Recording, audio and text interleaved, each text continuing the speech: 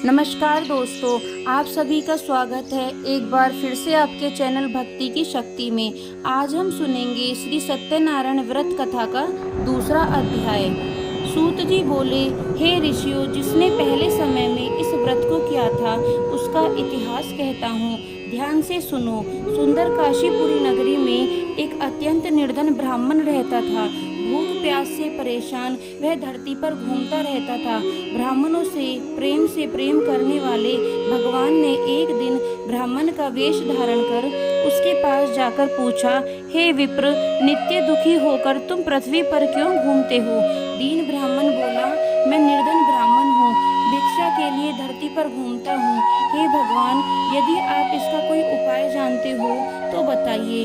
वृद्ध ब्राह्मण कहता है कि सत्यनारायण भगवान मनोवांछित फल देने वाले हैं, इसीलिए तुम उनका पूजन करो।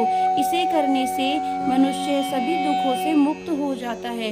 वृद्ध ब्राह्मण बनकर आए सत्यनारायण भगवान उस निर्धन ब्राह्मण को व्रत का सारा विधान बताकर अंतर ध्यान हो गए। ब्राह्मण मन ही मन सोचने लगा कि जिस व्रत को वृद्ध ब्राह्मण करने को कह गया है, मैं उसे जरूर करूँगा। यह निश्चय करने के बाद उसे रात में नींद नहीं आई। वह सवेरे उठकर सत्यनारायण भगवान के व्रत का निश्चय कर भिक्षा के लिए चला गया। उस दिन निर्धन ब्राह्मण को भिक्षा में बहुत धन मिला, जिससे उसने बंधु बांधवों के साथ मिलकर श्री सत्यनारायण भगवान का व्रत संपन्न किया। भगवान सत्यनारायण का व्रत संपन्न करने के बाद वह निर्धन ब्राह्मण सभी दुखों से छूट गया और अनेक प्रकार की संपत्तियों से युक्त हो गया। उसी समय से यह ब्राह्मण हर माह इस व्रत को करने लगा। इस तरह से सत्यनारायण भगवान के व्रत को जो मनुष्य करेगा वह सभी प्रकार के पापों से छूटकर मोक्ष को प्राप्त होगा। जो मनुष्य इस व्रत को करेगा वह भी सभी दुखों से मुक्त हो जाएगा। सूत जी बोले कि इस तरह से नारद जी से नारायण जी का कहा हुआ श्री सत्यनारायण व्रत को मैंने तुमसे कहा। हे विप्रो, मैं अब और क्या कहूँ? ऋषि बोले, हे मुनिवर, संसार में उस विप्र से सुनकर और किसने इस व्रत को किया, हम सब इस बात को सुनना चाहते हैं। इसके लिए हमारे मन में श्रद्धा का भाव है। सूत जी बोले, हे मुनियों, जिसने इस व्रत को किया है वह सब सुनो। एक समय वही विप्र धन व ऐश्वर्य के अनुसार अपने बंधु बांधवों के साथ व्रत को करने को तैयार हुआ। उसी समय एक लकड़ी बेचने वाला बूढ़ा आदमी आया और लकड़ियां बाहर रखकर अंदर ब्राह्मण के घर में गया। प्यास से दुखी वह लकड़हारा उनको व्रत करते देख विप्र को नमस्कार कर पूछने लगा कि आप यह क्या कर रहे हो तथा इसके करने से क्या फल मिलेगा, कृपया मुझे भी बताएं। ब्राह्मण ने कहा कि सब मनोकामनाओं को पूरा करने वाला यह सत्यनारायण भगवान का व्रत है।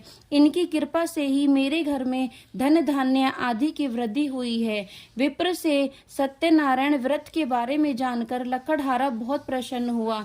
चरना अमृत लेकर वह प्रसाद खाने के बाद वह अपने घर गया। लकड़हारे ने अपने मन में संकल्प किया कि आज लकड़ी बेचने से जो धन मिलेगा उसी से श्री सत्यनारायण भगवान का उत्तम व्रत करूंगा। मन में इस विचार को बूढ़ा आदमी सिर पर लकड़ियां रख उस नगर में बेचने गया जहां धनी लोग ज्यादा रहते थे। उस नगर में उसे अपनी लकड़ियों का दाम पहले से 4 गुना अधिक मिलता है।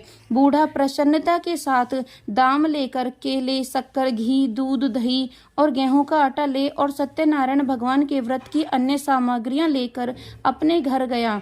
वहां उसने अपने बंधु बांधवों को बुलाकर विधि विधान से सत्यनारायण भगवान का पूजन और व्रत किया। इस व्रत के प्रभाव से वह बूढ़ा लकड़हारा धन, पुत्र आदि से युक्त होकर संसार के समस्त सुख भोग अंत काल में बैकुंठ धाम चला गया।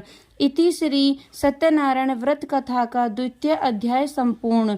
श्रीमन नारायण नारायण नारायण, भजमन नारायण नारायण नारायण। श्री सत्यनारायण भगवान की जय।